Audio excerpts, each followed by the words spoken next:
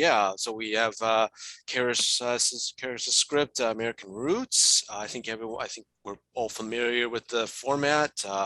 Round one are the positives, what we liked about the script, what we liked about the work, and then round two are the needs for improvements, questions for Karis, and then so yeah, do we want to start off? Anyone volunteer to start off with round one with their thoughts? Do I need to do like a refresher introduction? Oh, go ahead. Yeah, why not? Yeah, go ahead. Reintroduce the script for us, Karis. Yeah, Okay. please.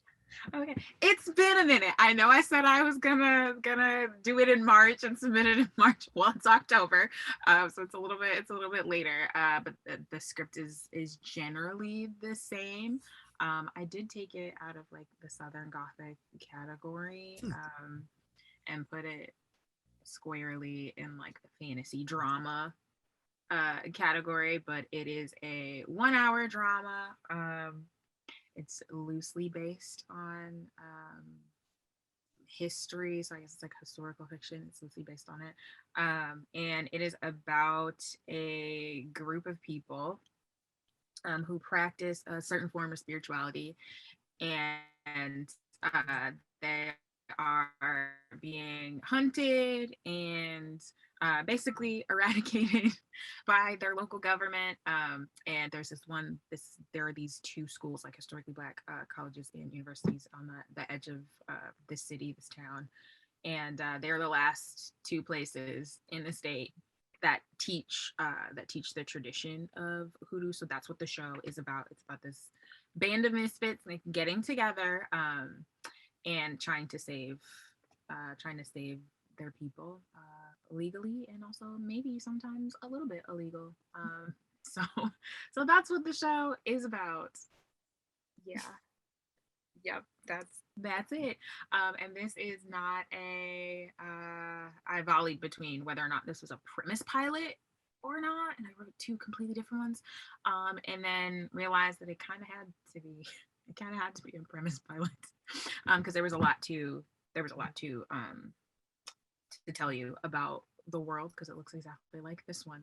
It's not made up stuff. And so that is what you're seeing here. Is I tried to make sure that I gave you like the hallmarks of what you need to know about a story in order to be involved. And so depending on this feedback, I will go on and continue with the other acts in the story. And I am excited to hear what the feedback is. Yeah. So that's about it. It's a 1 hour, historical fiction, drama, fantasy thing. And there's a lot going on here. So I would love to hear what everybody thought. I have a quick question.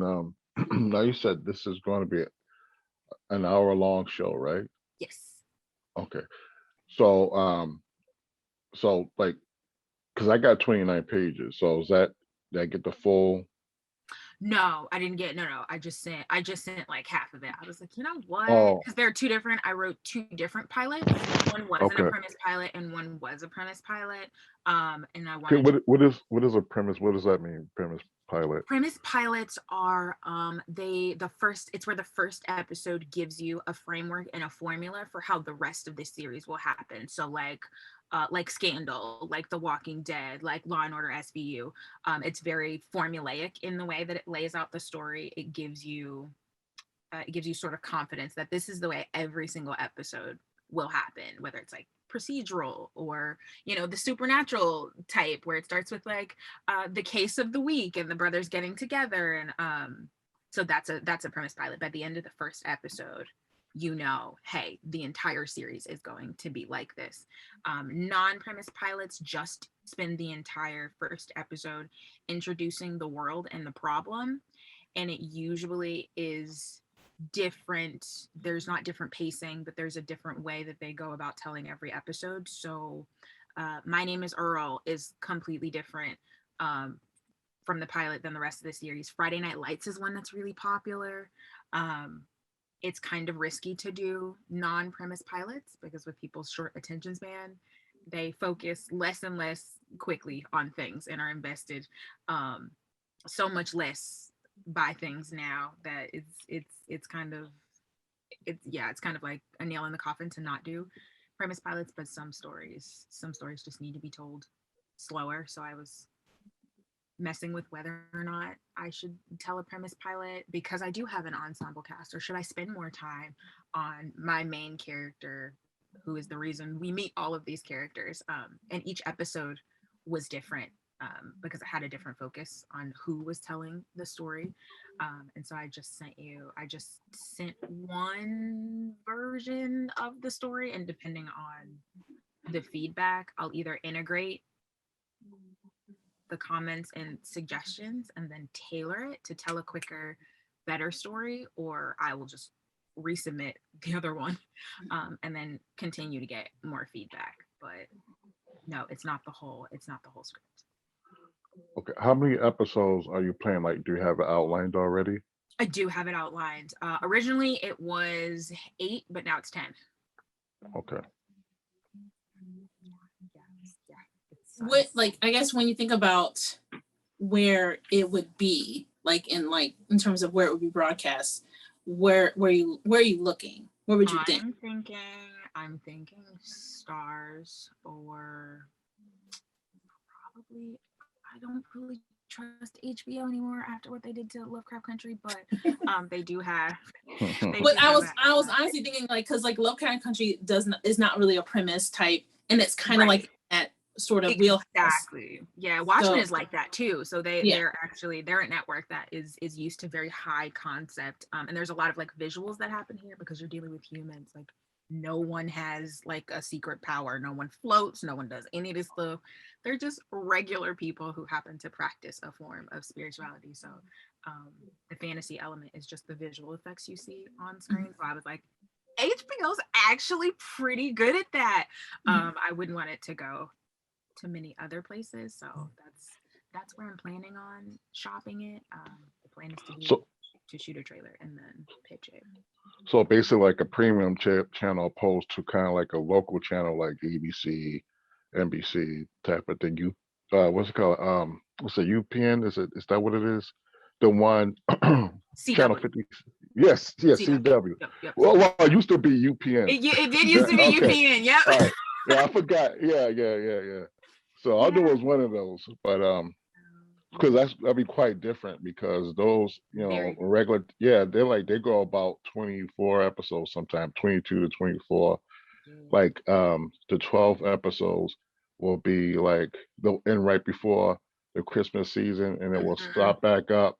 Yeah, it's after kids go back to school after the New Year's. Yeah, for like February sweeps and stuff. Right. You know what? It can be lengthened.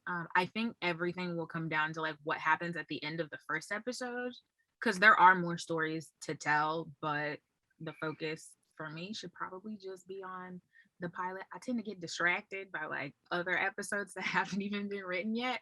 And I think I can extend or tell less of a story. Maybe it needs to be turned into like a limited series after I finish the first episode. That'll tell me more about whether or not it needs to be extended or not. Is there anything particular like you're interested in feedback in? No, I just want to hear everything. It's been everything. long since I've gotten feedback on it. Okay. So no, just everything. Anything you want to talk about, go ahead. Since I'm talking, I guess I can go first. I can see, you spoke on high concept. I'm looking at it on a level of a Lovecraft, potentially on a level of Lovecraft Country or even Watchmen. Excuse me, hold on.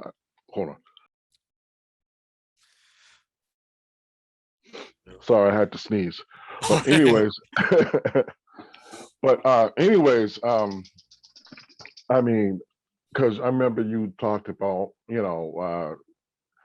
Harry Potter and all that kind of stuff. I mean, you just have the potential with all the myth and, well, hold on. Sorry, I don't know why I'm sneezing so much. It's okay. But, nope, it's allergy season. Nope, I get it. So, I mean, you just have so much, because I haven't seen Harry Potter in a long time, but I've seen basically all of them, probably except for the last one. Right. I watched the very first one with my kids, and so I remember even though I haven't seen it, well, I remember like all the special effects and all that Yeah. kind of stuff and all the spectacle, but at the same time it's so rich, and you have themes and you have all these characters you fall in love with. So I could see um this, what you have here, this series that has the potential for all that. Hold on. Okay.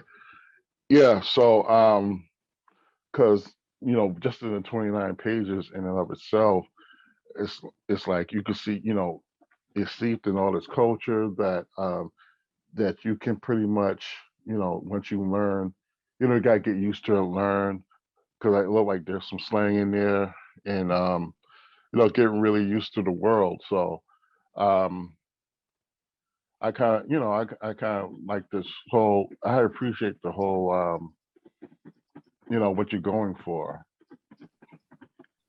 Thank you. Yeah, Hmm.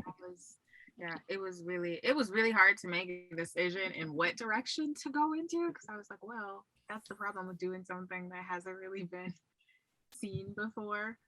There are so many options, but the most effective project can tell the cleanest, clear story in the within the best vehicle possible. And with scripts, it has to happen quick, so you have to know your story. You have to know it inside and out, and it just got harder to do with all of the history that comes with telling very real stories, and you have a responsibility as a storyteller to tell stories in a cinematic way that retains like the efficacy of like the lesson that people should learn, or like if you want to entertain, then just purely entertain, and that's it. Don't educate, don't drive any morals into it.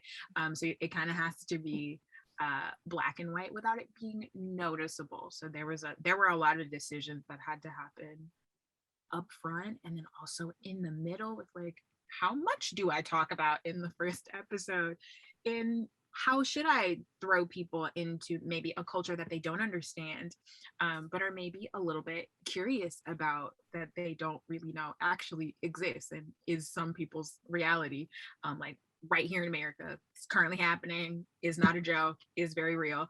How do you expose someone to something that is that's so sacred and has really never been on TV? Sans Cassie Lemon's Eve's Bayou, sans that movie.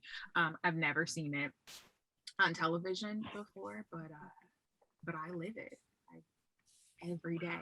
Well, and then there's also this sort of I don't know, like this negative connotation often like lumped in, like especially with any sort of spirituality that has roots in Africa, your Right. Santeria, your voodoo, so it's like you're re-educating people at the same time of what their assumptions of this culture is. Yeah. And I was like, really, I was excited. I was like, honestly, like, okay. I like, well, personally, like, I enjoy things that shine a light on parts of Black culture that aren't typically put at the forefront. So so even like seeing that, like even the dressing in all white, like it's all very much a connection to something that has centuries of legacy. And people don't understand that part. And the language, and honestly, even the language, when you mentioned, because in the like one of the schools like was Zora, and I was like instantly like I thought of Zora Neale Hurston. Their Eyes Are one of my favorite books. Like, but she used language to create, and there was no explanation. It was just like there's no explanation to Shakespeare. You know what I'm saying? This is how people speak. Right. I would like, and I know I'm going to the critiques too quickly, but I would like I wanted more of that. Okay. More of the history infusion, and not just the history, but even the language, the dialects. Okay. There are two different versions of the scripts. One is in African American English, and then one is in like Queen's English. So I tried to like give you guys like the Queen's English one, because I was like, oh, that's a lot. It's a lot to read it if you're not really adept to it. But I am open to sort of like integrating, like finding a middle between both both languages. Like maybe I could pick a few characters and that's their dialect. And that's just the way they speak, you know, Yeah. like yeah, I could see that. Yeah, I will Well, try that. That feels natural. well, and I maybe think I'm sorry. no, maybe the elders could probably speak more like the Mhm. one way, and then the kids are more like like a newer school, like more how we speak today. Yep, that feels natural. I like it. Yeah. And there is like a very strong elderly population that's very important in this story. So I think that I will do that. That feels good. I'm gonna do that. Yeah. I'm gonna change that. That feels I natural. like I love that infusion of it. I love the mystery, like especially at the beginning, like the just sort of intrigue, like I'm like where is this going? You know? Lots of confusion. What's happening here? But the visuals, especially the visuals of the light, and I kept thinking of another piece, Fast Color. Have you seen that? I have seen Fast Color. Yes. When you started describing, It looks a lot like that. Yeah. Sound and lights and like it becomes this visual thing. Like I felt like a just sort of like a kinship with that piece because yeah, that was one of the pieces I studied for it. Yeah, so I'm happy that it got across. I was really worried that I was using too much space in the script to describe sound and color, because a lot of that action is not actually action. It's just a visual, and television is such a visual medium, but a lot has to happen within a frame. It can't just be what you see and hear. Like people have to be actively doing things, and so I felt like I was using too much space and capitalizing all of these things and drawing your eye here, but to know that it was effective is doing wonders for the way that I want to keep reminding people that, hey, this is how this world works. And even though they are human, when they all sing together, this is what happens. You know what I'm saying? Like it's gonna happen all the time. So just don't forget. So that's really great to hear that it was effective, because I thought I was like, well, okay, there aren't too many names for yellow colors. It's like canary and yellow and sunshine, and that's it. But you might get tired of seeing that in a script, but to know that is an effective engine to tell this particular story means a lot. So thank you, because I was like real insecure about it. And it seems like there's a tie in even with music in your piece. Like I was like, I have a hard time separating, like, this is the, like, this is great. It's okay. It's okay, go ahead. No, you guys have protocol, and I'm trying to stick to it. But so, like, especially, like, for me, like, hymnals, like, all that stuff is very much ingrained in Black culture, is very much ingrained in, like, the hoodoo, voodoo, Santeria, like, it's a very much ingrained part of the culture. It's just in the script, it kind of makes an assumption for some songs that people would know it. Like I think for me, I put my own piece in, but I have a history with that, know. So I say, don't be afraid from letting people sing. Like those, it's in the domain. You know what I'm saying? Those aren't, you can use that language. So put it in. You know. Okay. Because then that's another layer of understanding the culture and the story and what's happening too, right? Because those words, those songs aren't just songs. They're not pop songs. They have a story. They have a meaning. They're rooted in something, and we use those songs to convey powerful messages. They were used to help transfer souls to the next plane. They were used to tell slaves how to escape. There's a history, there's a reasoning. So I think adding some of those, whatever you had in mind for some of those scenes, using those lyrics to help transfer what you're fully trying to get across. Okay. Yeah. All right, I'm gonna go there. Thank you. I'm gonna do it. So I have a question about like the use of colors. So basically all these colors, can you give me an example, like what are some of the meanings of the colors? Yes. It kind of reminds me of like how colors are used in like Star Wars, how I never noticed this before too, where you have the lightsabers. I didn't even notice they were different colors. I'm like, I never really paid attention to it. And they mean different things. So how is color like the meanings, the colors, like function in your piece? Great question. The use of color here is tied to emotions, and it will be explained because they're on like a college campus. This is one person's first year, and then everybody else has been there forever. So they'll later go through like a refresher course where they'll be like rattling off questions and just very quick things that you should know about like the color spectrum. But every color is tied to an emotion. The reds and the oranges signify like very strong positive emotions, actually. So that's like passion, and orange is like curiosity and like a little bit of like suspicion. It's just like maybe a little bit of side eye. And when you get into like the blues, that's like your melancholy, your sadness, your grief, your despair. And then you get into like the purples and violets, and that is tied to anger. That's tied to like rage and frustration. And every color can be like the intensity of every color is also tied to like music, because it's so ingrained in how you walk through this world, that you like find yourself singing or humming something, I don't know, or maybe you might rage sing something, like get in your car and just turn on a radio and like, just sing to some song about like a breakup or something like that. Music is always tied to an emotion, so the intensity of the color will be tied to like what you're feeling, but also what you sing and like what you're humming. If you hum it in like a group of people, is gonna be way, way, way brighter than if you're just like chilling at home singing it by yourself. But you do have, and these colors won't show up all the time. You won't see them on screen all the time because they're not always going to be important.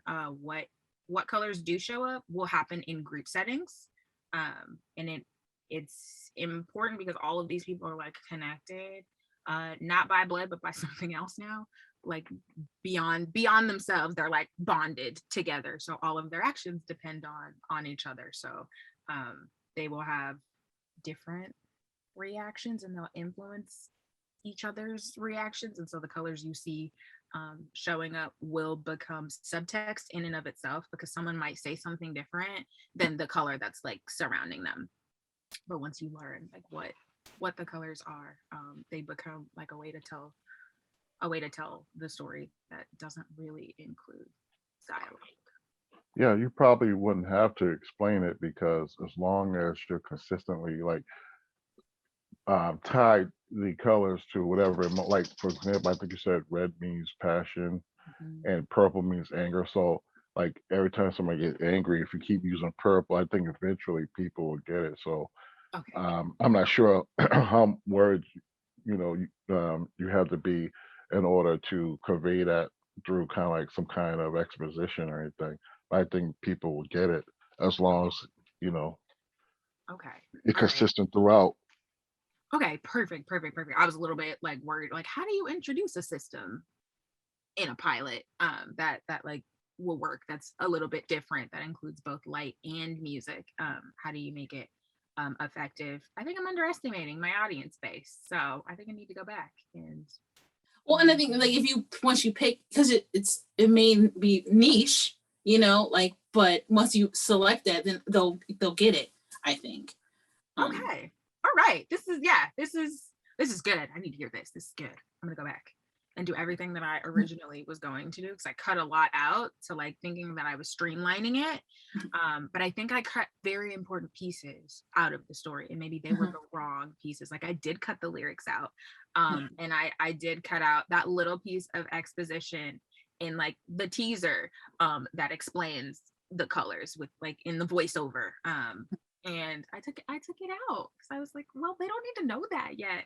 But I think that you do. But yeah. See, like at the beginning, if you don't do much explanation, like especially in your teaser, you don't have to have too much explanation. Right. If we're explained later, and then of course, being in a college format, being in the educational, like you have the opportunity to use that as the conveyance to explain the stuff, right? Like that's your tool to get away with explaining what things. Like, right. I definitely used it, but I was like, do I have to repeat myself just in case someone missed it? and is like wondering what's going on. Do I have to repeat it? But you're saying no, you don't. Like, just like trust that we got it. If you're consistent, even if it's like at the beginning, you don't necessarily have to say it. You know, it's like it's the intrigue, right? Yeah. We're seeing like, what is this light? And it's going with the music. It's coming out when this situation is happening, and maybe you see it again, and then a little later you have an explanation, and then like, oh, okay, now it clicks. You know, but it's like a discovery. Okay. Okay. Yeah. This is good. This is good. This is good. This is affirming some things. Yeah. Like helping me to commit. Yeah. So this is a school, and you have these students, so and they're dealing with this power. So I'm imagining that they're being instructed and helped. They're being helped how to hone their skills and stuff like that. Like, for example, say you have a scene where anger is getting in somebody's way.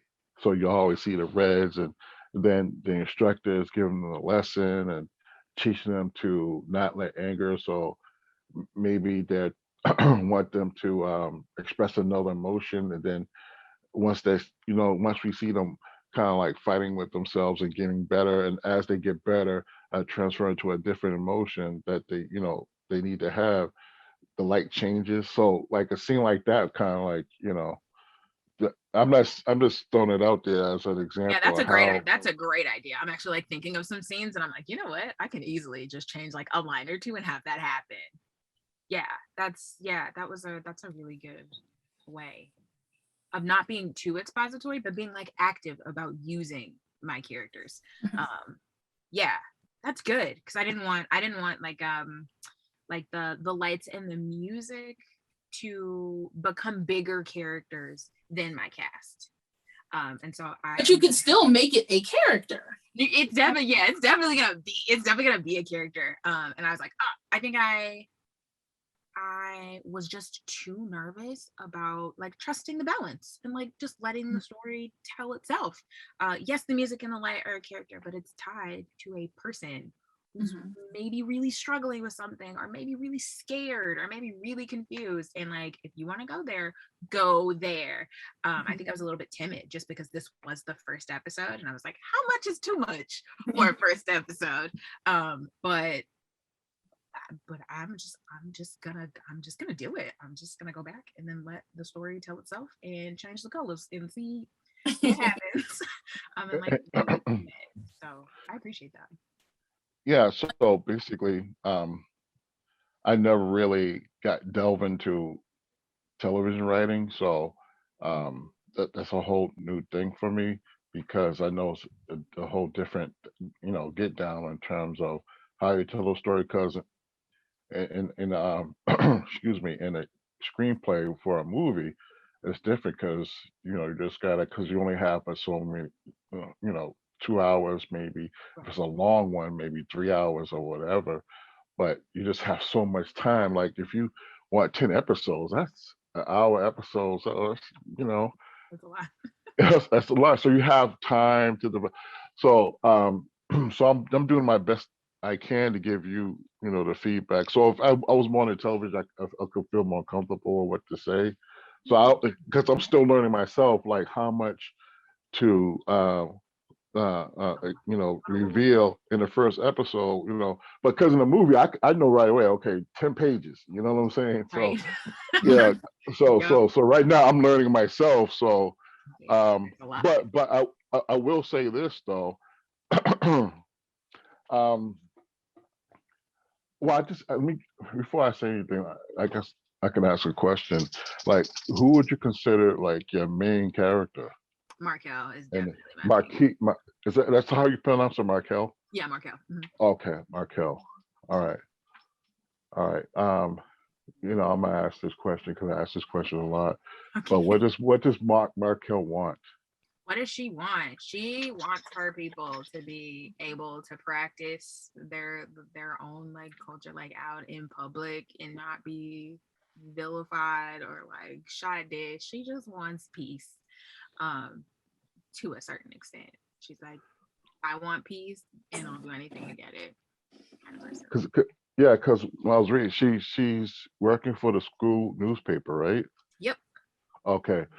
So like it seems like she's more interested in um stories that aren't really kind of like she wants to get to nitty gritty. She wants to like tell the truth and not just Not go along with it. yeah, not yeah, Yeah. yeah, okay. All right. So I don't know what because the first 28 pages I was trying I had an idea that Markel might be the main character, and there was a lot of kind of like world building and so on and so forth. But I was kind of looking for, okay, so basically this because okay, when I watch series on Netflix, for example, sometimes it'll take two, maybe three episodes to really, really get into it. Mm-hmm. You know what I mean? If it don't catch you right away, a lot of series don't really catch you right away. Like, sometimes it may take, some of them may or may not, whatever. Right. But so like I don't know. This is why it's kind of hard for me because it's like okay, this is the half of the first episode, and because I'm just so like Gina was saying earlier, it's like you kind of want to know more. Yeah. Yeah. So it's kind of hard. It's like I'm struggling here to give you some, good constructive feedback I because probably should have that's like, submitted the whole episode instead of just like half of one. Yeah, I'll just, you know what? I'll just submit the other half. but that's okay. So I guess my question is, I'm trying to remember everything now. Like it's so we're at a funeral, right? At like pretty much the beginning of the episode, right? So I kind of want to know like whose funeral was it? And then like there was a hint at this impending danger. You get what I'm saying? So it's like I kind of, I was just so anxious, like, okay, whose funeral is this? And Yeah. you know, I do answer those questions. I do answer those questions. So there's a version of the script that's that is a non-premise pilot. That's the one that uh-huh. has all of the answers. It's a little bit slower, but it builds who my main character is. It tells you like what her stakes are, why she makes the choices she does, why she's not down with what's happening. And like Right. solidifies what the series is, but it follows more of like it doesn't follow a traditional television pilot format. It follows more your Friday Night Lights and your My Name is Earl pacing, where it takes the entire episode until Act 5, which is literally like the last 3 or 4 minutes of an episode, to tell you why the series will be the way that it is. And Okay. I tried to write it the other way the first time, and it just felt so jumbly. It actually felt like a movie, and it was just sloppy, and there was just too many characters. Even I was getting confused. So I was like, you know what? I'm gonna take my time, focus on the one character, focus on building questions, answering them, building some more. So I do have a script that answers all of those questions. Like I tell you whose funeral it was. I explain the weird nightmare and who that guy is. It's more expository. My thing is this. So I'm assuming, my first assumption is that you put that funeral there in the beginning because it's important, Yeah. and therefore it's like we must know. I don't know personally. I think we should know, um, who died because I can't remember. I'll remember. I'll make it more. You I'll you make it you mentioned more. did you mention who the funeral was for or I didn't. I used a visual element. I used a photo in the grandmother's living room, and like the first scene where like the family is all together, but they're like getting ready to leave. That's you the same. It's the same old lady. It's the same guy with broad shoulders and the beard. And then the same picture will be in the house, and there's like a line of action where just everybody's staring at the photo, and they're like, oh. Well, and that's a question I had. I'm sorry. Can you had more? No. That's just one more. That's one of me. Because like, you know, because you started with the funeral, and whoever the funeral was for must have been important, and maybe how they died or why they died. You know what I'm saying? It's like Okay. I think all that should be.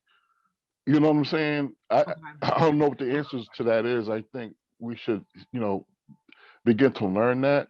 Okay. All right. I'll be more. Yeah. Okay. Yeah. I mean, I slightly disagree because it is a series. You're not given all those answers. Typically in a series when something like that happens, like you might, especially if it's supposed to unfold into be something else. So like I gathered that was the older woman's husband, and I didn't need much explanation.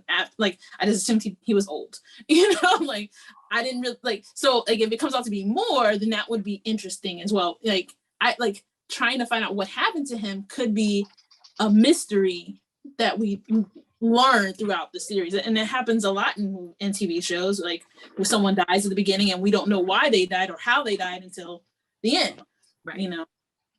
The question I had is, what was the decision behind not introducing your characters in the beginning, especially the teaser even itself is kind of unorthodox because it feels like 3 teasers in one.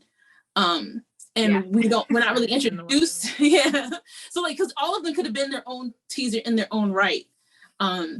Which, I mean, that's it. It's not unheard of either. Like showing, especially if it's an ensemble piece and you have multiple story tracks, having multiple teasers does work. It's just not knowing who people are at the very beginning is because they're like, sometimes it is important to have a mystery when you say voice or man and that works sometimes, but it's not really a gotcha if these people are going to be regular characters going forward. So I guess I wanted to know, was there a reasoning behind you not introducing people by name, especially even the voiceover, the person who's doing there's a explanation that we'll learn later on, or if it was just happenstance.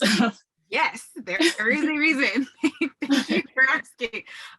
There's a reason. Since I'm telling such a true story, like it's real, it's happening. I chose to tell a story from the outside in, and when you are explaining American life, but just one very small aspect of American life, you got to set the stage. And you just came off the heels of like this really creepy voice. I mean, it probably won't be creepy on screen. But the way I was typing it, I was like, this is a black screen. People are gonna be like, what is going on? Very confused. You're coming off the heels of that. And I wanted it to be calmer. I wanted the introduction to be less harsh because I knew that I was going to ask you to take a journey with me. This is probably not what you're used to, but stay with me. Okay. I want you to feel comfortable, even though I'm telling like a story that's not as light as you'd expect it to be. It is really heavy here because it is true. It's happening. You know what I'm saying? Oh, we deal with that every single day. And my main character is in my first scene. She is unnamed because I needed the world to be introduced immediately, and the way that emotions work in this world, I wouldn't have had time to introduce it in a way that was gentle. It probably would have been like a car chase or something that just felt like not great for that world. But mourning, it takes time, and everybody has, it doesn't depend on who you are. Everyone has lost something or someone over the course of life. So I chose that moment to start there because that's the most painful moment for that family. And that family is a really big part of this community, which you're seeing. I mean, you're watching the community show up for them. And so my main character is there. But I wanted you to get a more of a feel for like, what is this weird color system and why am I drawn to it? Why do I understand it? I don't really need the words, but like, why is that though? And like, who is this guy? Who is this family? And like, why is she making this promise? And then you see the next scene those people, you do meet them later in the show. They do become a part of the ensemble cast. In that scene, you do see it again. So all of these things are like repeated. The funeral scene, it's explained 2, 3, 4 times in the script. It is a larger a larger piece of the season puzzle, which helps you figure out like why these people being hunted down. Like they just want to mind their business. Why? The elderly population, the elders have something to do with that. And I wanted you to see how important they are in the very beginning, because you're on a college campus. All the other time you're just on a college campus with like 20 somethings, 30 somethings.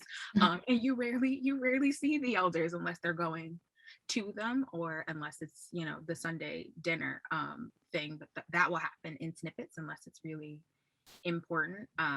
So I wanted you to get a feel for the larger world, and then their world within that world, because you need to understand where they came from to understand how they got here. And there wasn't a lot of time to do that. So I was like, okay, what just happened? What hurts the most? Start there.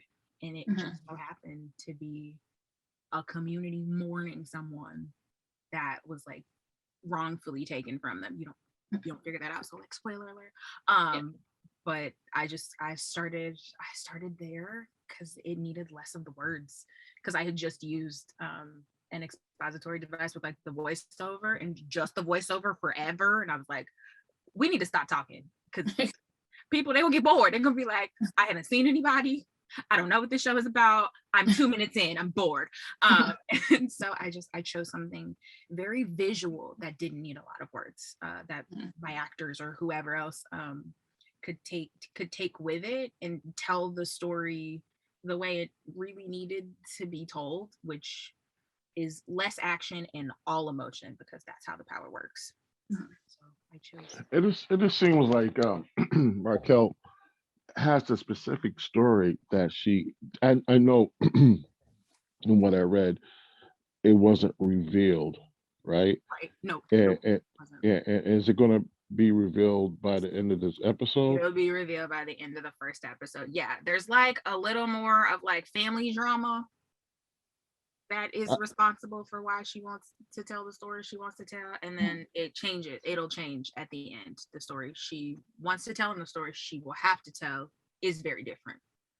And that's what the series because whatever story she wants to tell, it seems like is very risque. So I would just so everybody there, so this isn't like your traditional school. It's like it's like a grad school program, so everybody already has like a major. These are like 20 somethings. You go for 10 years, so no one's a freshman. They all know each other.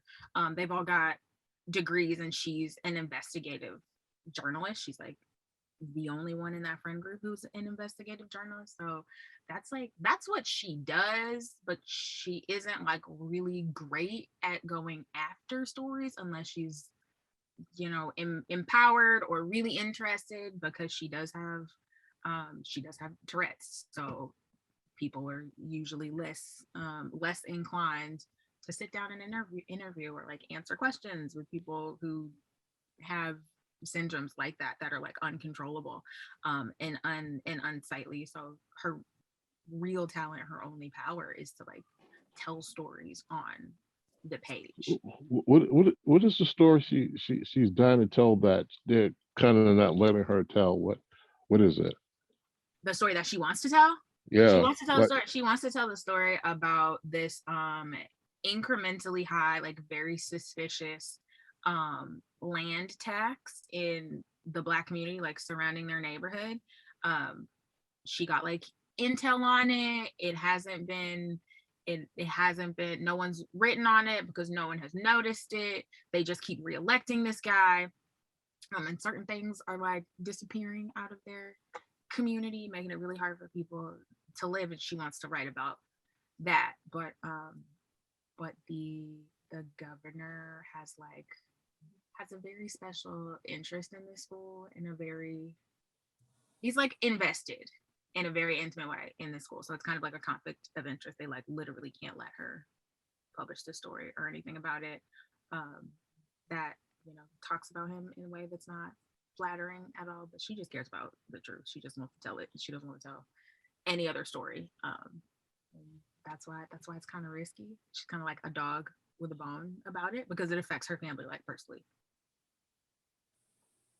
And I'm assuming she's still in the dark about some aspects of the 100%. Oh yeah. So that's why like they can't tell her she can't. Exactly. She'll figure out, you'll figure out what she doesn't know as she's figuring it out, like later on in the, like you'll like watch her like searching and then she's like, oh my god, is this real? You'll see her put 2 and 2 together, and then you'll watch her choose between the story she wants to tell and the story she's going to have to tell like for the rest of her life, period. And that comes with like, a choice of which community to choose. And that'll be what the series is about. But it happens in like the last 5 minutes. So I try to like set it up so that you understand. You follow the main character and then have all the other characters reacting to her choices. And then have her make the choice that seals the fate of the entire series in like the last few minutes of the show, because you finally understand what she's up against and why she makes the choice she does. You don't have to agree with it, but like you can like, you watch this do it, so you get it. I feel like I do want to read the whole thing, like even though I only like literally like a few pages left from finishing the 19 pages that I got. When the first part of the teaser, when they start telling like what's happening, I initially assumed, oh, it's just about Black people. Like like Black people being murdered, like we know this story, but then it's kind of like, wait, there's something else. So I kind of like that sort of weird, it's like it's the same old story but not the same old story. Right. Yeah. And that's why I wanted to introduce I volleyed between introducing like the color and the music, which is sort of the levity of telling a really heavy story that's like very true, like this is our reality, we live this every day. Sometimes you don't want to watch reality on TV. And you have to run the risk of like rehashing trauma and triggering it. Yeah, exactly. So I was like, okay, let me introduce a different element that will help people understand that, like, hey, I might be telling a heavy story, but this has always been our way through it. Like, stick with me. I promise it's not what y'all are used to. And I'm gonna try my best to tell a true story. So I was like, let's start in a heavy moment and let me show you what the magic of like this culture is. And like, we use music and we use beauty to get out of really ugly things. And that's a thing that will keep people alive in this world. So I wanted to start there, and I couldn't do that with my main character because she's like of the new generation, right? She's learning from these elders. And so if you're talking about a bigger community, you've got to start with where the wisdom is and where the history came from. And that's why I use one of the oldest characters in the cast as the voiceover. You'll hear her voice, like she's gonna be the same character, so you'll hear her voice when you see her face. You'll be like, oh my god, that was you. That's you for real. And she ain't gonna die, she gonna be here forever. So I was very strategic about like who you heard, how important they were, and solidifying the elders as the cornerstone of this culture and spirituality, because that's exactly how it happens in the real world. I learned from my elders and they learned from theirs. And so that's why I tried to put her like at the very end, mourning from it, because sometimes when young folks are mourning, we do reckless stuff, okay? Because we can't see a light at the end of the tunnel. Like maybe this is like the first person or maybe fifth person that we've lost, and we don't know exactly how to get through it yet with enough grace, but your elders can teach you that. So that's why I started with like the matriarch of that family and then all of the adults, and then you see, oh, wait a minute, that's your family. Okay, so what's really going on with y'all? Like, what?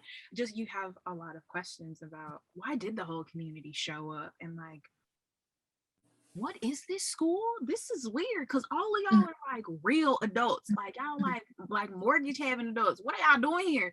That kind of thing. You just see different levels of adulthood, which is different. We don't really have that coming of age story for us a lot. I mean, outside of like comedy, which is like Girlfriends and One-on-One and that kind of stuff, we haven't really seen it at all, especially not different generations all growing up innocence and all, you know, pouring into each other at the same time while horrible shit is just happening, just left and right, left and right, left and right. But this is every day for us. So I tried to pick moments that wouldn't need to be explained. Yeah. Well, and I also think it's a good opportunity to sort of show like the dynamic and generational like dealing with these things. Cause like I even feel like now, like when I was like my mom or my grandmother, they like my grandmother's from the school, like you just keep on pushing. Keep going. Like, yep. You just keep on pushing straps and you tie them up and you just keep going. Mm-hmm. Yeah, you know, and then like, and then every now and then we march every now and then, but like for the most part, we just push that shit down and keep it going. Right. And then now from the generation was like, oh no, we got to confront it head on, say it to their face, let everyone know, you know, be quiet for who. Yeah, exactly. So it's a different, like, so I think you definitely have the opportunity to sort of play on that sort of generational dynamic. Good, because I definitely will be playing with it. I built the whole show on it, so I'm excited. I'm excited. I just don't want too many people to be mad at me. I tell them like too many secrets. But yeah, I try to like find like a very different way to continue telling a story that's like always been ours without doing like too much expository whatevers. Like I don't want to teach people. I don't want to teach people hoodoo. Like if you have an interest in it, then like, you know, maybe ask someone in real life, but like don't follow the stuff you see on the screen, because I'm not gonna be out here teaching you this stuff. You can't follow it verbatim. This is just like to teach you, hey, there's a culture out here that might be a little bit different than yours. But I think that's why it's important to pick your audience, like right now, like decide like, okay, who is this for? Yeah. And then that's going to help you decide one, what pilot you're going to go with, and then how much exposition are you really going to go. Like, yes, like even to the Black community, who is still very much like a taboo, risque, you know, like look, you talk to my grandmother, old school Baptist, like you mentioned voodoo, you mentioned hoodoo, you mentioned Santeria, and for her that's the devil's work. Yep. You know. Yep. And Jesus in this household. Mm-hmm. Exactly. So you have that part of the community that's not necessarily going to understand where you're coming from. You have to, I guess you have to pick your audience. Okay. Like pick your audience. I say go all the way in to like, you know, the length, just, you know what I'm saying? Like don't give a ton of explanation if necessary, you know, like give a little bit. But I say like I say pick your niche audience, and I say if it's right for yourself or right for me, right for people who already know, right? Other people jump in, good for you. Right. And if you don't, then so sad. Okay. Yeah. That's, you know. Okay. But that's my thinking, because I feel like so many times, especially for Black writers, we end up writing for people who don't look like us and people who don't think like us. Meanwhile, our peers are writing for themselves. Right, you know, right. Yeah. So, okay, that's yeah. That was my first instinct. I was like, well, I'm just gonna write it for people who already understand, because this story, our story, has never been on screen ever. Like I said, outside of like East Bayou, which was a movie that happened amazing. I love it. Like most of the show was built on it because I love it so much, because that was finally something I could look at as a little kid and be like, yes, that's. I mean, I go to church too, but like, yes, that's finally, yeah, like, Mom, look, what? That's us. And I haven't had that. And I think it's great because then there's also parts of that culture that seeps into those people who call themselves Christian, who call themselves Baptist. They don't realize that they are keeping these traditions alive. They don't understand where it's coming from. You know? So I'm excited to see what you come up with what it becomes. Okay. But like I say write for you, like if you're an audience of you. That's my take, but I'm also on the extreme end.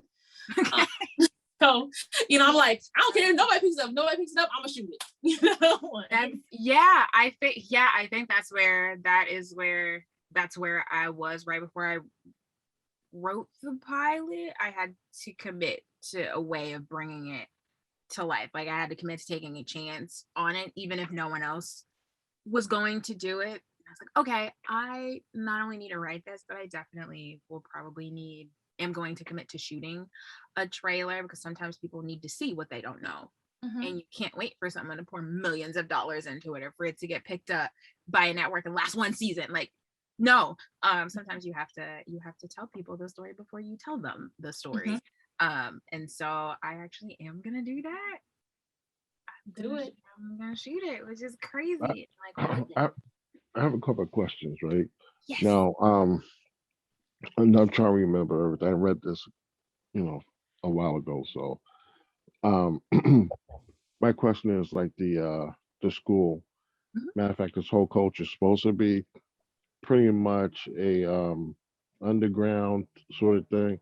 So, and I kind of think about stuff like like you mentioned Harry Potter, where they have to I, from what I can remember, they get on the train and they go to some secret elevator and they end up they end up wherever, right?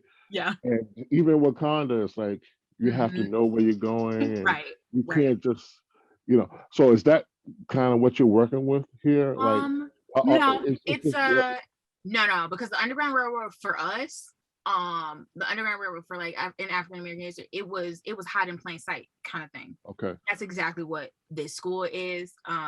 So everybody knows. So everybody sees the school. They can walk. Yeah, by it's like a Spelman Morehouse situation. So like it's a public. It's out here in the public, and it looks just like every other school. So, but is it publicly known that in the Black community, it's known that that's where you go to learn. If you're not learning it at home, that's where you go to get formally educated. But on paper, it just looks like a regular grad school program.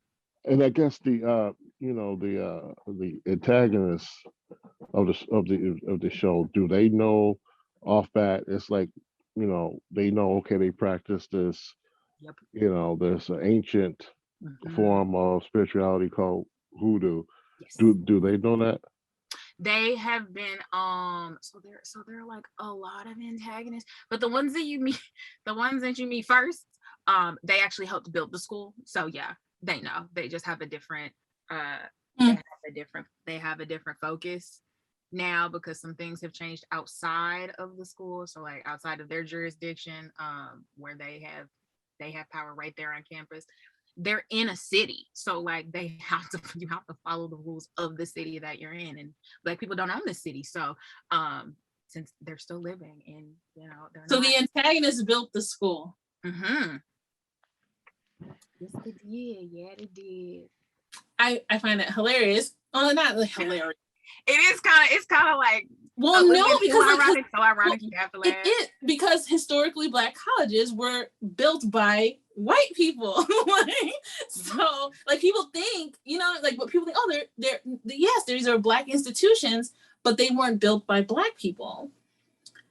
So I find like just the parallels, like yeah, I'm trying to be out here telling true stories, and then if there's like a generation or like some people who don't really understand how much they don't know, here's an easy way for you to learn it and to like not feel shame, but also know that this is part of your history, and guess what, it's still happening. Like you learned it on a TV show, but it's still true. Okay, ignore the purple lights, ignore the red ones. Okay, just it seems like a funner way to sort of tell this. Exactly. So girl, yes. So the antagonist built the school, and you will find out over the course of the season, or probably really at the end of episode 1, what's really going on, because your investigative journalist main character doesn't really take no for an answer, and she's got Tourette's, so people don't want to answer her questions anyway because it takes a long time. So she'll go digging for answers, and she will accidentally find more than she's supposed to. Gotcha. Now I don't know if I have the same version as everyone. I have the one that Jeff put up on the site, but there is like a section where I got really confused. Okay. Are we in this? I don't follow rules all the time. Yeah. Before we get there, Okay. Jeff hasn't had a chance to talk Okay. yet. I haven't. Sorry. I'm just No, I know. Honestly, I won't really add much to what has already been said. Yes, all of the visual stuff is excellent with the wisps of color and everything, and the rituals and the dance and the everything, especially with the teaser, which is it's a great teaser because I'll mention that I think the thing with sci-fi fantasy, and especially with fantasy hyper real, is that you need to establish the world first. So you're sort of writing backwards. Instead of writing characters, you need to make sure that the world makes sense, and then you can populate with characters to help guide your reader with it. And I think that's exactly what you do very well here. The teaser is perfect. If I remember, I'm trying to remember the first time you sent this in. It was all of the voiceover with It was like all the voice. It was all the imagery. Yeah. And the imagery is great. The imagery was still great, but there was just nothing really to really grasp on in terms of character work. And here, I think you balance that off really well, especially with the funeral and the man waking up and the Colts, sort of, is this a dream? Is it not? And that's a great way of setting things up. So you set up your world perfectly, and then we follow Mikkel through all this, and then I think that's what I do. Yeah, it's just basically echoing what everyone else has said. I do really like the setup, and I can't wait to read more from this. From this, 20 pages was not enough. Certainly, definitely wanted more from it. Okay, thank you. Yeah, this is giving me more confidence to go to continue. It's great. It's good. It's great. It's great work. I know it's obvious that you did go back and you did a lot of stuff and you took our feedback to heart. Yeah, so that's excellent to see. Thank you. Okay, thank you. I'm feeling great. Okay, Gina, go ahead. Tell me down. Go ahead. all right. Now this is the part where we tear you apart, right now. So like there's one section where I got a little confused, but it also felt like there was a formatting change or a style change right around the end of the teaser. Let me get to it. Yes. Page 7. Where we're introduced to the family formally, and we're introduced to Markel, I guess, formally. Yes. So I gotta like that was where I was like, okay, wait, who is what? Who, like, because we didn't really get names. Right. And no names at all. And then at the end, we just got a bunch of names. And I was just like, wait, I don't know who's who. Who are these people? So okay. But I also felt like that page is completely, it's different from the rest. I feel like the style is different. Okay. Does it is it like chunky? Does it stop the flow of you reading it? No, it doesn't stop the flow. It just feels like a different style. And I didn't know if that was on purpose. Like there's a lot more white space. There's the prose. I cut a lot more out of this one. And it feels like something's it does feel like something's missing, but I'm not sure. Okay. I did cut out a lot in the editing. I was like, okay, well, like just to move quickly through everything because I've got a lot of story to tell.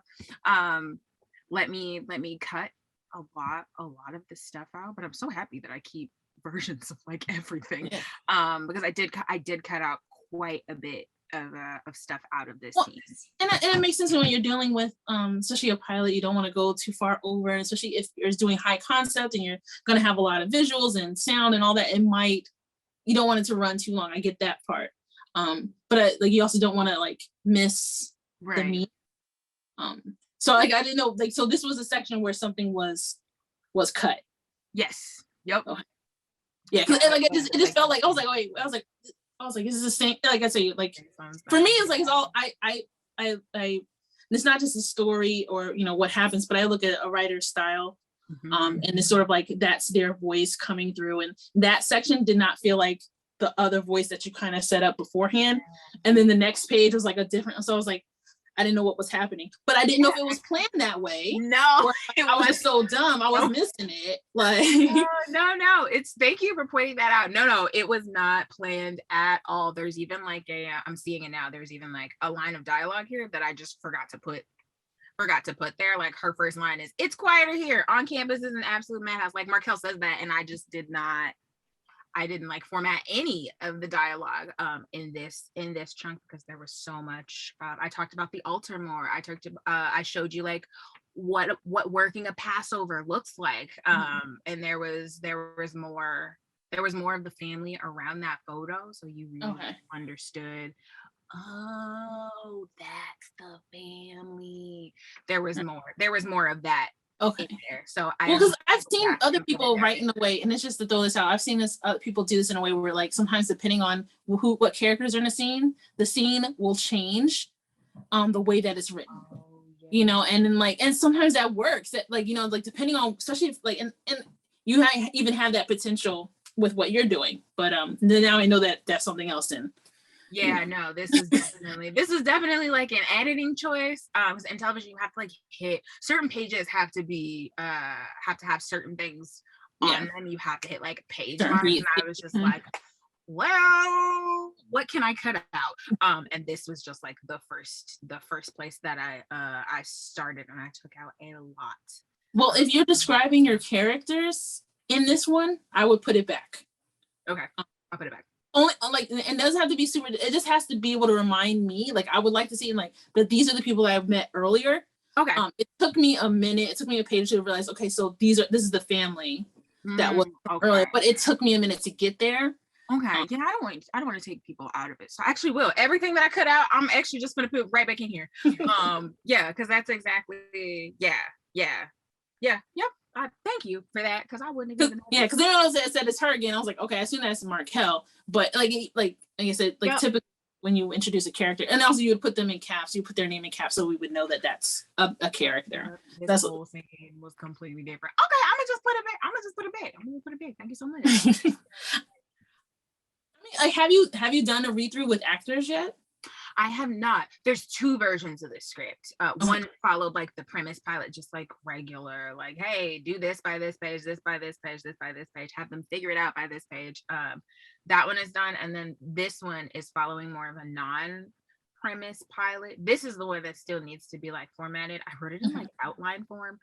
So I just need to like copy and paste and then go back with the dialogue, which is why you see it like that.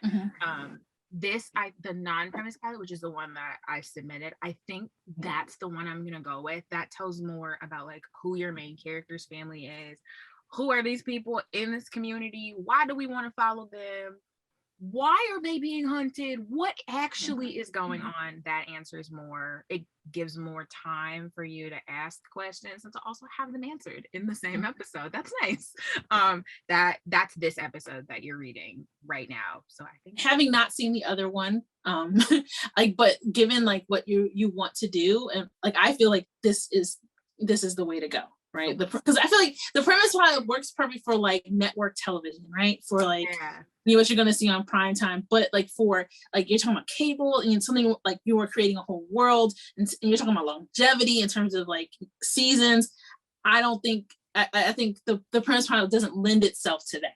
Right. It's too formulaic, and you don't want people just dropping in episode 3, like, oh, I'll just watch one episode. Yeah. You know, like sometimes like on those shows, like those formulaic shows, I can miss like all the other episodes, just watch one episode just for fun. Like this is one where you're going to have a dedicated audience, and that they understand the world, they understand the rules, they understand the characters, and they're coming up with their own like theories. Right. Right. So I think like that. I think you're on the right track with this one. Okay, perfect. That's great. So I'll just like carry over the scenes that I built the other episode around, which were like, there were like 3 or 4 key scenes of like either script that I did not. I was like, nope, this is the reason that the show is the show. I can't move them around. I'm just going to build the episode around all of these. And some of those happened in the teaser. That's why I was like, well, the teaser is the same in each version of it, because this is how the story has to start off being told, because I got to start off in like a macrocosm kind of way before I take you down to the one person who can make or break this entire community.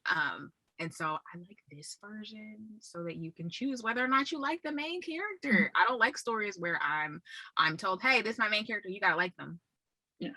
No. First I have to understand them. Okay, rude. I don't have to like everybody.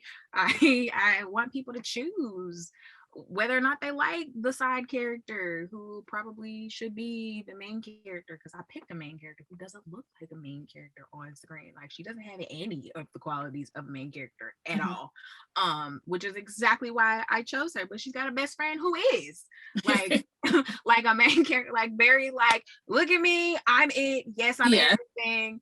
My best friend, she cute too, but like, pay attention to me, that kind of thing. There are a lot of dynamics here that can be used as distractions, but that's a lot to introduce somebody to in a world where they're also trying to understand the culture. But I wanted to give, in this pilot, I wanted to give people time, just give you time to be like, okay, didn't understand that, I'm gonna file that away, I hope this gets answered, but I'm gonna keep watching it. All right, this character's a little annoying, but they're also interesting. Why are you making these choices? Sometimes you just need the whole episode for it. And I can't be formulaic about this story. I mean, I wanted to as a writer so I could get through it quickly, but the story wanted to be slowed down, and that's kind of where I ran into like a pacing, like style issue. If I couldn't separate the two, I was like, okay, well, I want to move through it, but the story was like, let's slow down though. And I was like, yes, there's a lot of white space on this page though. There's a lot, and I don't have the words. I've got the colors, but I don't have the words. So is it okay to put the colors on the page? But with the feedback that I'm getting, and everybody's like, yes, go there. Now I know what to fill that white space with, and what to like solidify the story with, what to stand on, what to build it on, what to balance descriptions with like emotions and also colors, and no more voiceovers, please. Don't worry, y'all, we won't get one until the end of the episode. Like what devices to use for the story. I'm kind of just trying all of them out. Especially in the first act, I'm trying almost all of them out. And so it might seem a little, it was good that you caught the change, because I was trying something different, like just starting, not in the middle of an action, but in the middle of like a close-up kind of thing, something that was really quick. Whereas like the teaser, it started, it was really slow, very slow. You had like time, but this is like somebody's passing a remote, I accidentally hit you in the face, sorry. That's kind of different. So to hear feedback that no, the pacing that you had before actually worked, and you really don't need to change anything about it, I think it's going to help me continue to tell the same story. Yeah, I might have gotten off track before after the scene. So thank you. But I think like getting like, once you sort of like nail down like if this is it and how you want to fill it in, I think reading it, like doing a cold read with people, like will help you certainly figure out your pacing. So excited.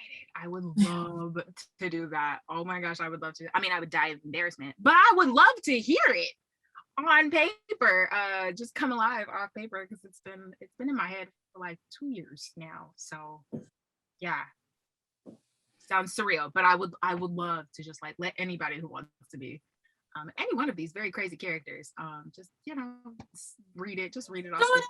I mean, like that's what I was doing that for some of my work. Like I just got a group of my friends together and I said, okay, let's meet once a month and then we do a cold read to something that I'm working on. And that's awesome. It gives them a chance to work out their acting chops, and we do the whole thing. It's like we block out 2 hours and we do the whole piece. Yeah, that's a great thing. I think I've been a part of a table read as an actor, never actually had a pilot read. I've had movies, which are different. Like Kenyatta was saying, they're very like encapsulated. And you can tell you kind of have a little bit more freedom with the way that you tell stories in film or in documentaries, because there's so many different directions you could go in that style. Television is kind of like, you got a box, you need to stay there. All right, you got 42 minutes, right? Stay right there. Or HBO, you got 59 minutes, you can stay right there in that box and try to tell the story the best you can with the time that you have. And so I think that'll, hearing it will just make it real enough for me to learn what to cut out and what not to cut out, because it might be different than what I'm seeing on the paper. Because I just started cutting out like extra. I was like, this block has to go, this block has to go. And then the feedback is telling me, no, put the block back in there. You need that stuff, put it back in there. And to hear it, maybe I need to cut dialogue a little bit more, or something else. Like maybe I need to use like a song title instead of like going through the whole song. I mean, like there's certain parts where you're where people are speaking, it's a little dense, but like honestly, like especially like the exchange between Brandy and Raquel, I thought was hilarious to me. Like that was it. Like Okay, good. because you always got that one friend that's always just extra. Yep. But like so like that in a sense it worked, and it's quick and short. But that also was different from earlier because it was like a ton of like back and forth. So, but you're also nearing yourself towards the middle part where you kind of need to have that broken up. But hearing it out loud will probably make it easier to sort of discern, is this the right spot for this moment? Okay. I like that. Okay. I will add a table read to my list. I was gonna save it to like the very end, but I think it would do it justice for the editing part to do even if like you want to make it like an ongoing thing, like every couple of months you get the same actors, you get the same people together, and you read your revision, and then they can you can sort of see the changes that have happened, see what works, and then they can also bounce off. You just have your working, especially if you're going to be making this, if you're going to try and produce this. I suggest at least definitely for the pilot, just as you're doing revisions, set up a table read again and see how it sounds. And okay, yeah, that's a great idea. I'm gonna definitely do that. Mm-hmm. Yep, all my friends are gonna hate me. I'm gonna be like, clear your schedule. I don't care.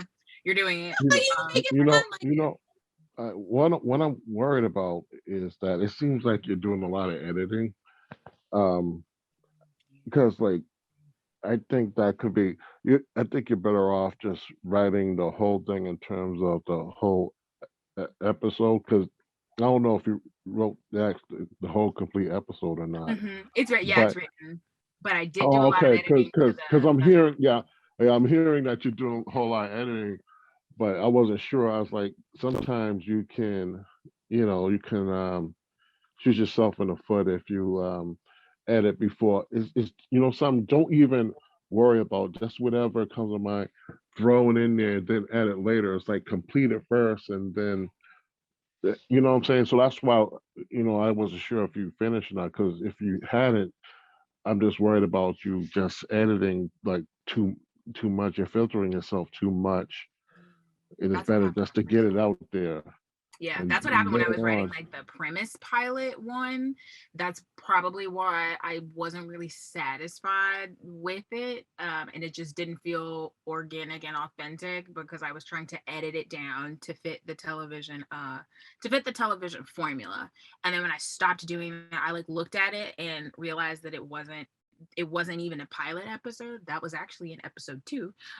So I kept all of that, and then we'll just format it for the second episode in the series. And then I started over with the same teaser and then just wrote it from there. And I did write the whole thing.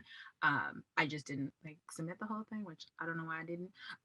So I will go back and submit all the rest of the other pages, and do that, because that one was written all the way through, and that was the non-premise pilot, which told the most complete story. So I did finish that one after I learned to just write all the way through, because you were right. I was stifling it, and it didn't even look like the log line when I was finished. I was like, what is this? I had edited away all the conceits and stuff that made the script special in the first place.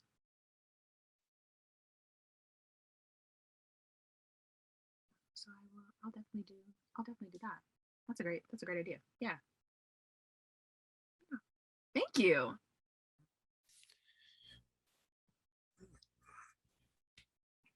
Wow. Okay. Anything else? I think we covered quite a bit. You covered everything. Thank you, guys. Yeah. I appreciate it. Yeah. This has been amazing. Yeah, I value everybody's feedback and your perspectives and insight, because sometimes when you're too close to a story, especially a true story, you can't see things coming a mile away. Exactly. And thank you for telling me about, not the pitfalls, but some of the things that could potentially be roadblocks before they're actually a problem. That's just going to make the script tighter and gonna help me to tell a better story, which means y'all get an easier read. It won't have as many problems in it. So thank you for helping me to tell a story that has been up here making me crazy for 2 years. I get to sleep tonight because of y'all. So thank you. Glad to help out. Yeah. Yeah. Thanks for letting me just go all in on your work. Go, After not Gina. being That's here, do not. That is what the group You is do not need to for. apologize, Yeah, Gina. No, you had great points tonight. So no, definitely, do not need to apologize at all. No. Not at all. Keep it coming. Honestly, that is what the group is for. Because writers were sensitive, but in a field like ours, you can't actually afford to be, because it's about the story. It's not about the writer. So you do whatever the story or your script needs you to do, and that's to constantly get feedback, like you were saying. And you've got to be open to receiving it if the story is really important to you. So no, keep it coming. Yeah, thank you. Yeah, so for next time, yeah, all of my issues, I think, were just related to the stuff you took out. I think they were just leaps in the reading that I was making that were confusing me. But as soon as you said you took a lot of stuff out, okay, that made perfect sense, because yes, there's just missing beats that just need to be put in there. So definitely put all that stuff back in. Put all that stuff back in. And send the whole thing. Just so we get an entire picture of how you're setting up this world and how you're setting up this series. So we have a better idea of everything from that. Okay. I can definitely do that. I can definitely do that. So yeah, I'm excited now. Good, excellent, good. And yeah, no, it sounds like you have everything in place, but yeah, it's just and it just requires just a little bit more going back and just putting stuff back in. Yep. But that's good. But I'm glad we could help out. It's definitely, as you can tell, it's definitely something that has potential, because I think a lot of people see the story here, that the story potential that can come from this. That's all I wanted. So I'm very pleased.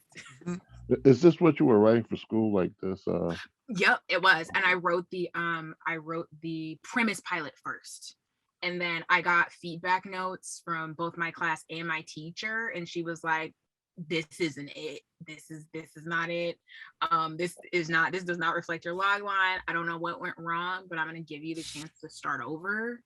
And then she gave me like more time to start over, and this is when I decided on the non-premise, because I had already gone the premise route and it was just not it. She was right. And so I started over and then came out with the non-premise, and that felt more.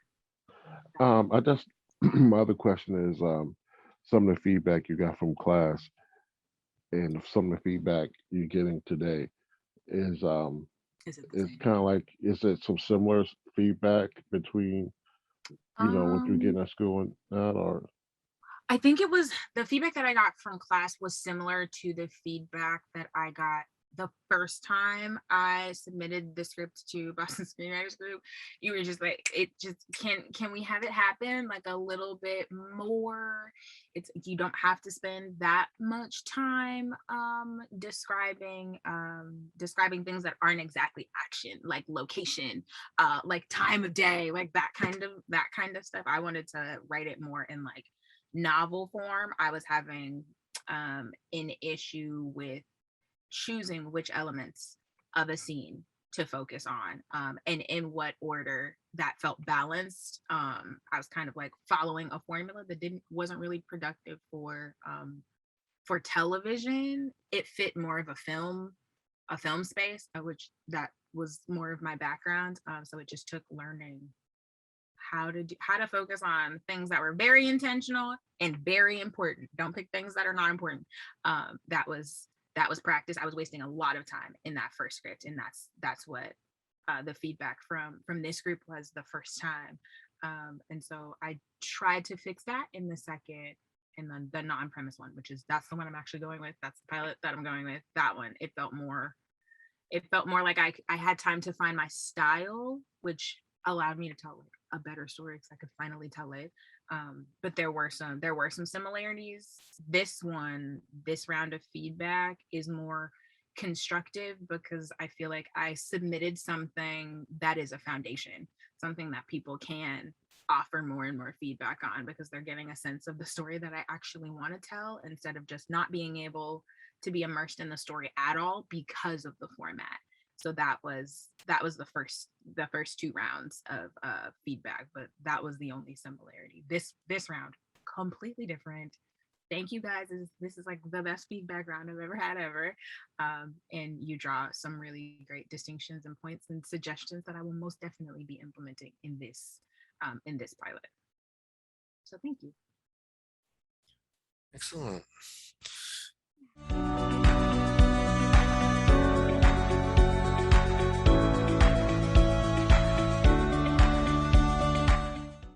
All right, so we have a little bit of time. So does anyone have any story, script, pitch ideas or log line help that they want? Any from anybody, anywhere? Well, I was working on one, but I didn't get a chance to get to it. I kind of mentioned it before, but I just have to put it. Now, I think I mentioned it on either Saturday or one of the meetings we had, and I just had to sit down and actually write in that log line format. I haven't got a chance to get to it yet, but there was just one idea eventually I want to work on, and a lot of people were talking about, real life stories and bringing about, like, a lot of people they want Mansa Musa, they want to see a movie made on Mansa Musa. So I always ask, what would the story be? I mean, because it's a great piece of history. So I came across, another story that I'm like, I would think would make a good movie because it's a good idea. But right now I'm trying to formulate it. I have an idea of, I just have to shape it up. I know I kind of have an idea where I want to go with it, but there's a lot of stuff that has to be made up, even though it's it's a real story. So basically, it's about Tennessee whiskey. Um, how you have this rich, slave owners, and they come up with what we know today as Tennessee whiskey, and how they built kind of like a generational wealth, and you have this legacy of this, this well-known, uh, you know, drink that we drink today, alcoholic beverage that we drink today. And along the way, in the beginning stages, a slave helped, like, this the son of the slave owner. Uh, you know, I don't know the details, but it sounded like, it was one of those things where, your father is this, big time, he owns all this property, and he's just very successful. And imagine the trepidation of um, following your father's footsteps, and will you be the man your father was? And part of that was him developing this whiskey. And basically, he was actually taught by a slave, and together, basically, it was a slave. He did a lot of work. Of course, it was the slave owners who, after slavery is over, and to this very day, is the family built a whole legacy off of it.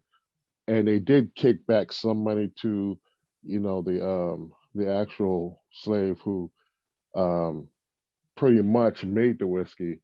But I want to do some research and try to formulate, a story around that, because I know a lot of stuff I'm going to have to make up. But just like the whole idea of showing how slaves, they would invent things but they never prospered off of it. It was always somebody else, and how important that was. And because we always talk about the wealth gap and everything, and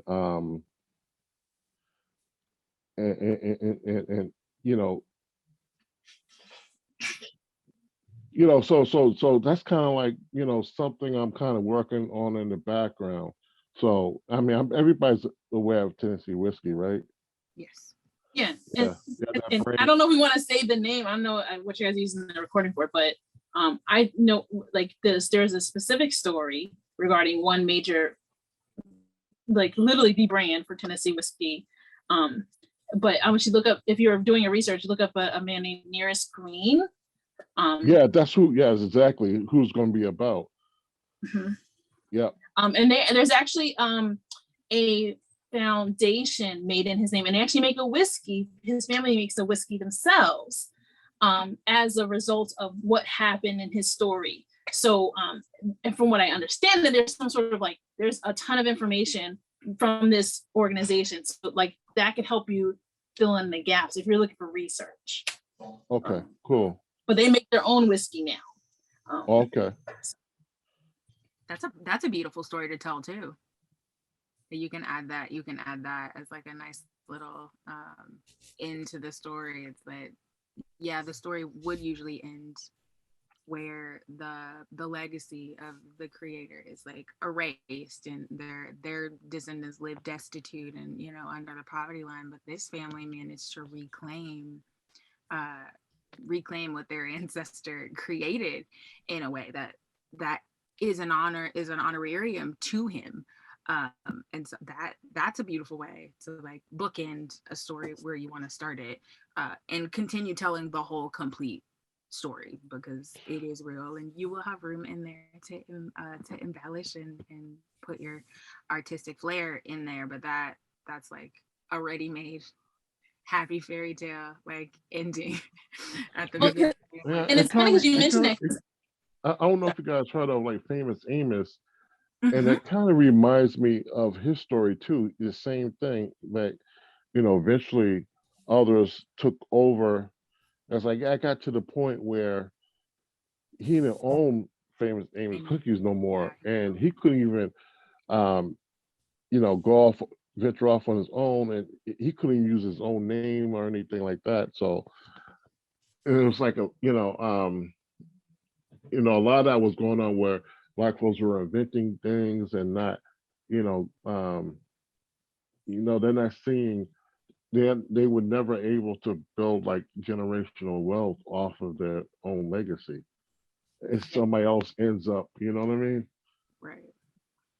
So is this it seems like this maybe is like the beginning of like a film series for you, because you seem to just have like a passion and an interest for telling these kinds of stories. And so I would just get together all the ideas of like which stories you want to tell, and you might see more connective threads between all of them that will help you decide how you want to tell the story, whether or not you want to tell them separately or like I don't put them all in there together, who knows. And it'll help us better craft a log line, or like help you with more of like how to build the story you want to tell, when we know a little bit more about what you know. But this, I think you should definitely follow this all the way to the end of the road, research as much as you want to, and then bring it all back right here. Just bring it all right here. Right. And we'll help you. But I think you should, if this is something that you're interested in and you already have like a little bit of a vision of what you want to do, which you do, I think there's so many other stories that fall into this category that you could tell as well, and you could just start with the Tennessee whiskey story. I don't ever want to discourage you from doing things that are based on like the other people writing about, but the Mansa Musa one is definitely a great one. But I think I remember hearing of them like it is in development with, oh my goodness, filmmonger. I can't remember his real name right now. Yeah, Michael Michael B. Jordan. Jordan. Michael B. B. Jordan. Yeah. His production company is in process of producing a film about him. But like there's always room for space for others. But you know how it goes when it comes to selling Black stories. Like literally, there's only room for one at a time, unless you can get out there before. Well, I only mentioned it as an example. I didn't want to, because like it got me thinking. Like, it's a good idea. It's like, I ask people, it's like, how, like, if you want to do that, how would you, form that into a story? Okay, yes, Mansa Musa was the richest man that ever lived in the history of mankind, but okay, now what? You know what I'm saying? What was the, I seen like, documentaries on it, like there were short documentaries, but the whole problem is you want to show the history, but how do you form like that to a story? So that's when I came across the Tennessee whiskey, and I just became very interested in showing the importance of building legacies, and and therefore the importance of building generational wealth, uh, and because there's a lot of talk, over the past couple of years about the wealth gap and everything like that, and you know, um, so it got me interested in kind of like dealing with all these ideas and um, history. You know what I mean? But you do have to, put it in a, formulate in a cohesive story that people can follow. And I know I will have to make a lot of stuff up because, like, I was looking to see if there was any books on it. So it looks like basically it's just articles and maybe short little whatever, you know what I mean? So. But I'm gonna look at it real quick because I feel like there was, like I said, there's a foundation that was made in his honor, and that's what they say. They make the whiskey. I'll look through it and see if I have it, because I had it as one of my goal for one of these for doing these documentaries is also doing an origin story, but make them short and brief for people to consume. And he was one of my origin stories. But yeah, so there's a website. I'll put it in the chat for you. And looks like they even have a documentary too, a short documentary. So I'll send that to you in the chat. But in terms of using that for research, like I said, if you reach out to the family, you tell them what ask them you want to know about them, or you never know what you can get. And then of course with any story about people, there's always this sort of you can add in personal fake stuff, not real stuff, but you run the risk of sort of not making people happy when you do that. But if it's just seeing it where it goes, you never know. But like I said, I'll send you the foundation information. I mean, that might help you in your research. Okay, cool.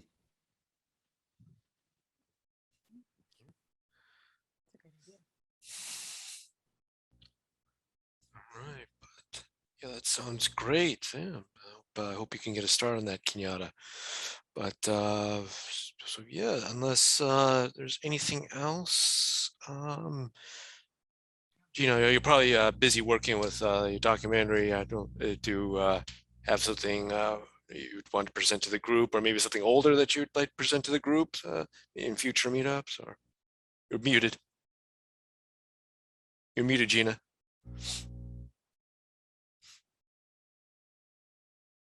I was trying to type and Gotcha.